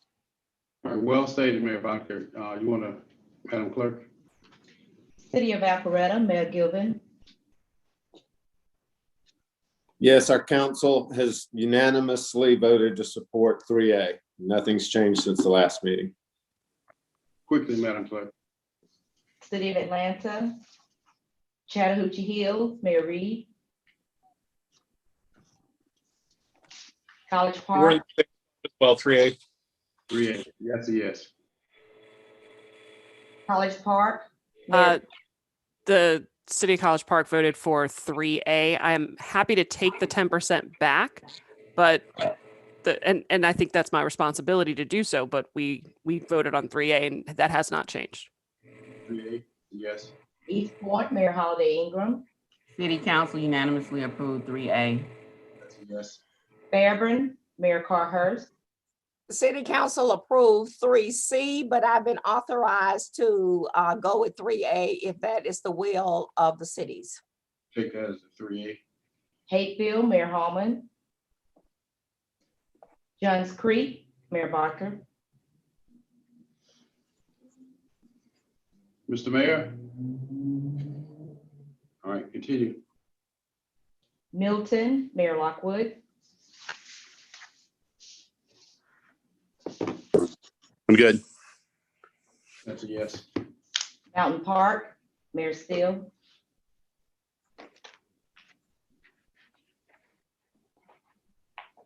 Palmetto, Mayor Bodie. 3A. Yes. Roswell, Mayor Henry. Sandy Springs, Mayor Paul. In support of T-Splost. That's a yes. South Fulton, Mayor Edwards. And Union City, Mayor Williams. Union City unanimously selected 3C. However, I do have the blessings of the council to do what's equitable, and certainly that is 3A. Thank you. How many yeses? I have 10. 10, that's a majority. Okay, you wanted to add just one piece of good news before we adjourn? Yes, sir, Mr. Chairman. We just received this actually via Twitter, so I'm going to read it to you and then send it to you. This is relating to the White House designating Mercedes-Benz Stadium as one of FEMA's mass vaccination sites to provide vaccines for what officials called an underserved community. The stadium was one of two large facilities that was mentioned during Friday morning's White House coronavirus task force briefing. The site will be capable of administering about 6,000 shots in arms per day, or about 42,000 per week, and operates 7 days a week for an 8-week period. The White House is deploying federal teams immediately to work hand in hand with the state and local jurisdictions, and the site is expected to be up and running in the next 2 weeks. The Community Vaccination Center will utilize primarily federal staff in support of state and local governments. Representatives from Fulton County, GEMA, Georgia DPH, FEMA, and other supporting partners will be meeting Friday to develop the plans for site setup and operations. During the pilot period, the federal government will provide limited direct vaccination allocation to the site through FEMA, as we do through federal entities to other federal programs. The site was identified using a range of criteria. Most central to those is the CDC's Social Vulnerability Index. This tool was created to help emergency response planners and public health officials identify and map communities that will most likely need support before, during, and after a hazardous event. The index takes into consideration critical data points, including socioeconomic status, household composition, minority status, languages, housing type, and transportation. Site considerations for Mercedes-Benz Stadium location include its accessibility to and from public transportation, including MARTA Rail, paratransit, MARTA Mobility, and numerous bus routes, as well as central location within Metro Atlanta, allowing it to serve eligible populations in DeKalb and Clayton counties. The stadium also had adequate square footage, parking, and infrastructure capacity to meet the minimum requirements of this type of community vaccination center. So we're proud that this has happened. We've been hopeful that we would identify another source for predictable vaccines, as well as, of course, staffing. I think this is a testament to everything that we've done thus far. All right. Thank you, Mr. Manager. Mayor Molly Broom would like to be heard again. Mr. Anderson, I think that's fantastic news, and I'm so glad to hear it. And I understand that this is breaking news, but would you anticipate that Fulton County's allotment of vaccines would then be spread to the other county locations, and so the north and the south locations would see an increase in vaccines as a result? Well, that's a good question, ma'am. I'm not sure right now, of course, since this is late breaking. I think what we do know is that we're going to have a predictable supply of 42,000 shots per week at Mercedes-Benz Stadium. I think the corollary would be we've been sending 1,000 a day to Mercedes-Benz. So could we distribute those? And I'll have to get back to you on the answer to that. Okay. All right, no further business before us today. I want to thank each of you for your participation today and look forward to seeing you at our next meeting, which is April the 2nd. That happens to be Good Friday, but we will be meeting and we will take a vote at that meeting. So no further business to come before us today. We are adjourned. Mr. Chairman, just one point of clarification. So we submitted today to the 3A. The vote at that meeting will solely be whether or not the cities would do a 10% set aside from their project list, correct? We are clear with which transit option we've decided. Correct. That's correct. That's correct. Okay, so this is just only about project list moving forward with 3A. Correct. Okay. Thank you. Thank you again for your participation. We are adjourned.